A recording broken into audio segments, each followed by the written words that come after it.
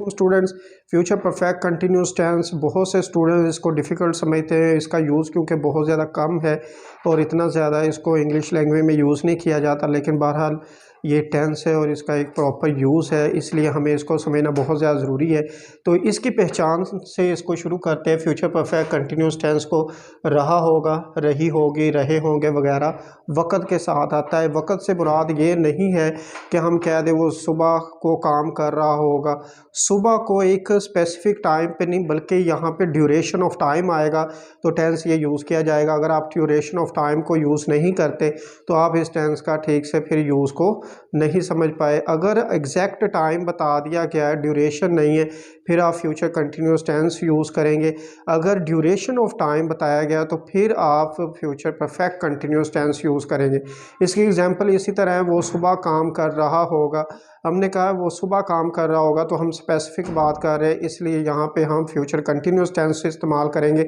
लेकिन अगर मैं कहूँ कि वो सुबह से काम कर रहा होगा तो सुबह से जो यूज़ किया गया ये ड्यूरेशन ऑफ टाइम है, इसलिए आपने यहाँ पे फ्यूचर परफेक्ट कंटिन्यूस टेंस का यूज़ करना है।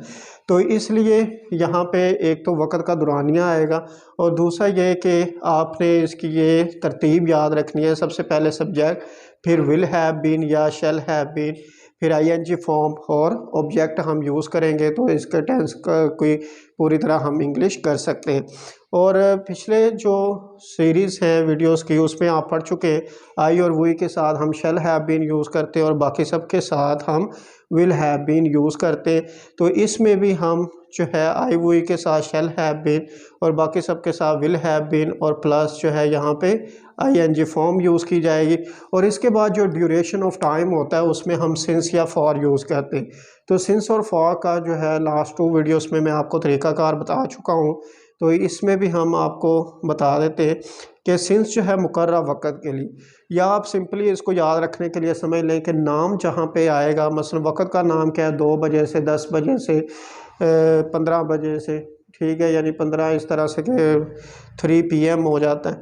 तो दिन जो है सोमवार से, मंगल से, बुध से, महीने का नाम आ जाए जनवरी से, फरवरी से, मार्च से, तो साल का नाम आ जाए 2005 से, 2006 से, 2007 से, मौसम का नाम आ जाए ख़ज़ां से, बहार से, सर्दी से, गर्मी से, ठीक है। तो इसमें जब भी किसी मौसम का आएगा ज़िक्र, मौसम का नाम आ रहा है, आप सिंस यूज़ करेंगे। इसी तरह दिन के लम्हात हैं, सुबह से, दोपहर से, शाम से, आप इसमें भी सिंस यूज़ करेंगे।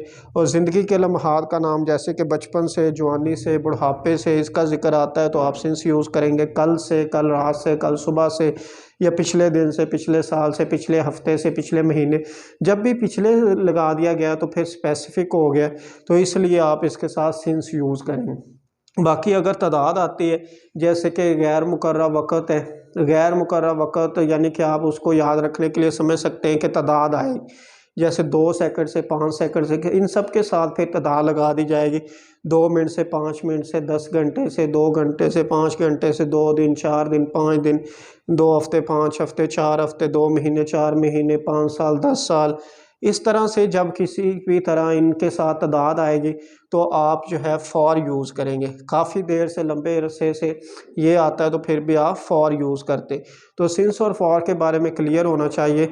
अगर ये आप क्लियर नहीं है तो आप इसकी ठीक से इंग्लिश नहीं कर सकते। तो इसी तरह हम इसके सेंटेंसेस बनाते हैं, इससे आपको अंदाज़ा हो जाएगा। मसलन अगर मैं कहता हूँ तादाद के लिहाज से वो 2 साल, मैं 2 साल से काम कर रहा हूँगा, I shall have been working for 2 years. अब 2 ईयर्स, 2 सालों की तादाद आ गई तो आप फॉर यूज़ करेंगे।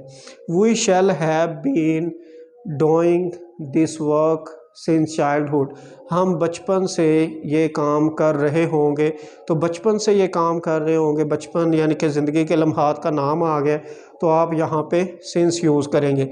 He will have been saying prayer since youth, वो जवानी से नमाज़ें पढ़ रहा होगा। तो जब आपने जवानी का, ज़िंदगी के लम्हात का ज़िक्र कर दिया तो फिर भी हम सिंस यूज़ करेंगे। वो 2 घंटे से कंघी कर रही होगी तो she will have been combing for 2 hours, वो 2 घंटे से कंघी कर रही होगी। तो इस तरह से आप इन सब के साथ सेंटेंसेस के साथ वर्ब लगा के आप इनके सेंटेंसेस बना सकते हैं। बड़े इजीली आप इनके सेंटेंसेस बना सकते हैं। इसी तरह अगर नेगेटिव होता है तो आप शेल के बाद नॉट यूज़ करेंगे।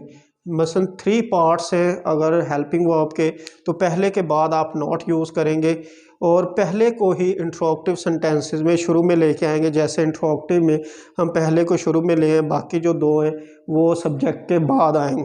तो इसमें ऐसा ही होगा, पहले के बाद नॉट यूज़ किया जाएगा, हैव बीन के दरमियान में नॉट यूज़ नहीं किया जाएगा। आपने याद रखना, अगर 2 किसी हेल्पिंग वर्ब के पार्ट्स हो तो आप उनके दरमियान में नॉट यूज़ करते, और अगर इंट्रोगेटिव सेंटेंस हो तो फिर आप एक को पहले ले आते एक को बाद में। यहाँ पे क्योंकि 3 हेल्पिंग वर्ब के पार्ट्स हैं तो आप पहले के बाद ही नॉट यूज़ करेंगे और पहले को ही आप सब्जेक्ट के शुरू में लेके आएंगे। तो इसी तरह जब आप नॉट बनाएंगे तो मसलन मैं 2 घंटे से काम नहीं कर रहा होऊंगा, तो I shall not have been working for 2 hours। हम सुबह से नहीं खेल रहे होंगे, we shall not have been playing since morning, क्योंकि मॉर्निंग सुबह का दिन के लम्हात का नाम आ गया, हम सिंस यूज़ करेंगे। वो काफ़ी देर से खाना नहीं खा रहा होगा, he will not have been eating food for a long time, काफ़ी देर से फॉर अ लॉन्ग टाइम हम यूज़ करेंगे। तो इस तरह से आप इनके नेगेटिव सेंटेंसेस बड़े इजीली बना सकते हैं। इसी तरह अगर आप इंट्रोगेटिव सेंटेंसेस बनाना चाहते हैं तो इंट्रोगेटिव सेंटेंसेस के लिए आप फर्स्ट जो पार्ट है हेल्पिंग वर्ब का शैल या विल वो शुरू में आ जाएगा, फिर आप सब्जेक्ट यूज़ करेंगे, उसके बाद आपने हैव बीन यूज़ करना है। मसलन क्या मैं 2 घंटे से पढ़ रहा होऊंगा, shall I have been reading for 2 hours, क्योंकि 2 घंटे की बात हुई है, 2 बजे होता तो फिर हम सिंस 2 o'clock कहते। क्या वो 10 बजे से खेल रहा होगा, will he have been playing since 10 o'clock, क्योंकि 10 बजे का हमने जिक्र किया है तो इसलिए क्योंकि नाम हमने वक़्त का ले लिया तो इसलिए सिंस यूज़ करेंगे। Will she have been preparing for 3 o'clock for 3 hours, वो 3 घंटे से तैयारी कर रही होगी। अगर 3 o'clock कहेंगे तो फिर सिंस 3 o'clock आ जाएगा। वैसे 3 hours की बात होगी, 3 घंटे की, तो वो गैर मुकर्रर, हमें नहीं पता वो कौन से घंटे, तो उसके लिए आप फिर फॉर यूज़ करेंगे। इसी तरह जब नेगेटिव और इंट्रोगेटिव सेंटेंसेस होंगे तो हम उनके साथ वोंट यूज़ करेंगे। विल नॉट की शॉर्ट फॉर्म हम पिछली वीडियोस में आपको बता चुके, आपने वोंट यूज़ करना है।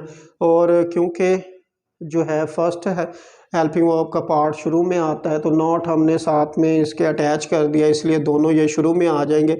Won't you have been working since 2005, क्या वो 2005 से काम नहीं करता रहा होगा। तो हम 2005 से, क्योंकि सन आ गया, साल का नेम है, तो इसलिए हम यहाँ पे सिंस यूज़ करेंगे, जैसे कि ये मैंने बता दिया नाम है। तो won't she have been playing for 2 hours, क्या वो 2 घंटों से नहीं खेल रही होगी। तो अब 2 घंटे आ गया तो फिर हमने फॉर यूज़ कर दिए। Won't they have been taking breakfast since morning, क्या वो सुबह से नाश्ता नहीं कर रहे होंगे। तो इस तरह से आप इनके नेगेटिव और इंट्रोगेटिव सेंटेंसेस बना सकते हैं, बहुत इजीली आप इसको समझ सकते हैं। और ये आज हमारा लास्ट टेंस, लास्ट टेंस के लिए आप लोगों को अच्छी तरह इनकी समझ आनी चाहिए। अगर किसी भी टेंस को आपको रिपीट करने की ज़रूरत है या कोई भी क्वेश्चन है तो आप कमेंट सेक्शन में लाजमी हमें बताएं, ताकि हम आपकी वो कमी को पूरा कर सकें। और हमारे चैनल को लाजमी शेयर करें, सब्सक्राइब करें और वीडियोस देखते रहें ताकि आप अपनी इंग्लिश को इम्प्रूव कर सकें। Thank you.